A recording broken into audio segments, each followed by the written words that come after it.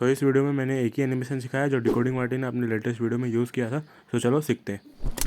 सो इस एनिमेशन को बनाने के लिए आपको सबसे पहले पिक्सेल लैब ओपन कर लेना है एंड देन आपको अपने स्क्रीनशॉट को भी यहाँ पे ऐड कर लेना है। सो मैं पहले ऐड कर लेता हूँ एंड यहाँ से फिर क्रॉप कर लेना है उसको। एंड इफ़ अगर आपको तुरंत ही बनाने के लिए चाहिए तो मैंने अपने टेलीग्राम चैनल पे भेज दिया, वहाँ से आप ज्वाइन करके ले लेना। एंड देन अब इसको क्रॉप करने के बाद इसको प्रॉपर्ली सेट कर लेना है। मैं पहले टेक्स्ट को डिलीट कर लेता हूँ एंड अब इसको मैं अच्छे से सेट कर लेता हूँ।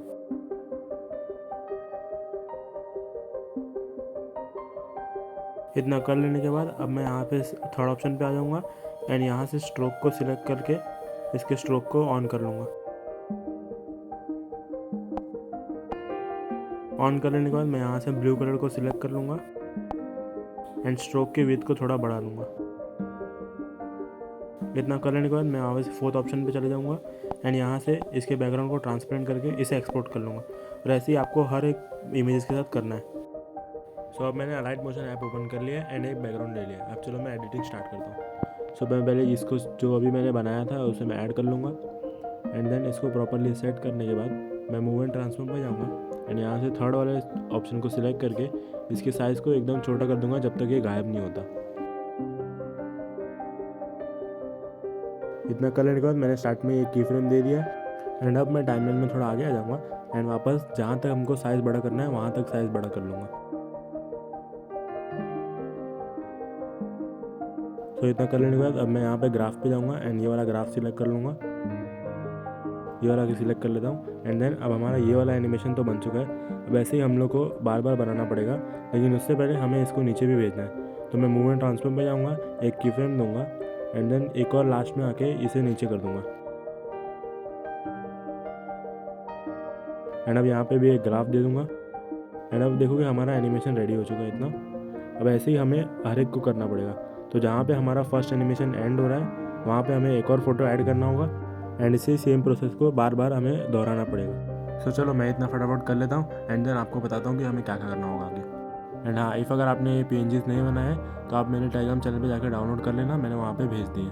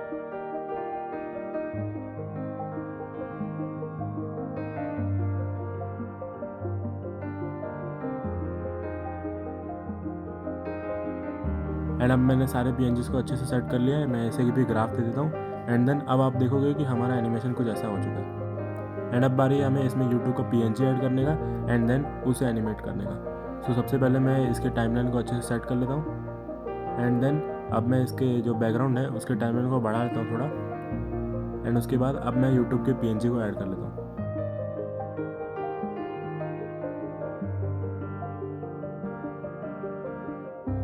ऐड कर लेने के बाद अब मैं इसके सबसे पहले अच्छे से सेट कर लेता हूँ जैसा भी मुझे चाहिए।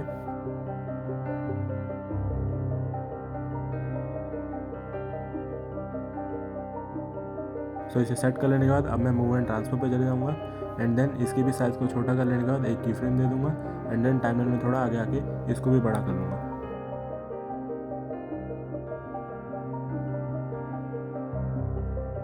एंड देन यहाँ पे भी एक ग्राफ दे दूँगा मैं।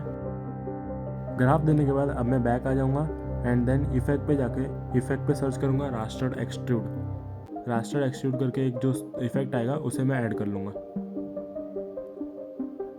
सो ऐड कर लेने के बाद अब मैं नीचे स्क्रॉल डाउन करूँगा एंड यहाँ से जो लाइट का सोर्स आ रहा है उसे पॉइंट लाइट से हटा के फ्लैट पे कर दूँगा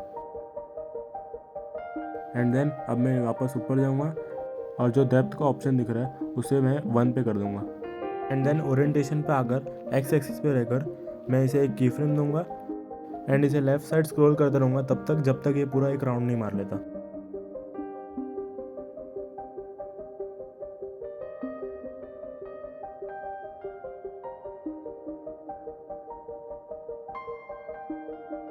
सो अब देखो ये पूरा राउंड हो चुका है एक पूरा अच्छे से। एंड अब इसको मैं अच्छे तरीके से इसे यहाँ पे एक ग्राफ दे दूँगा एक प्रॉपर।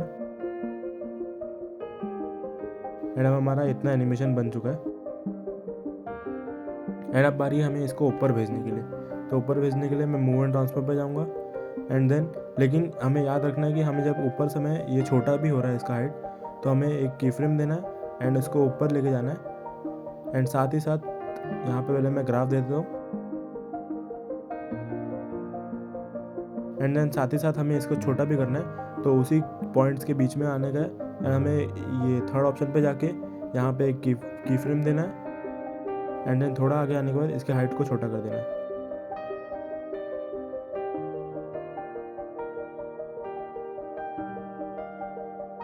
एंड यहाँ पे भी मैं एक ग्राफ दे देता हूँ। एंड अब देखोगे हमारा एनिमेशन ऑलमोस्ट रेडी हो चुका है।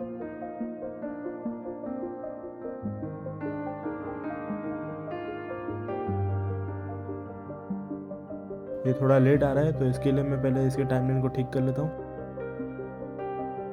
इस लेयर को सिलेक्ट करके मैं आगे कर लेता हूँ। ऑलमोस्ट जैसे हमारा यहाँ पे एक एक्शन ख़त्म हो रहा है, तो सबसे पहले मैं इस लेयर को थोड़ा और आगे कर लेता हूँ।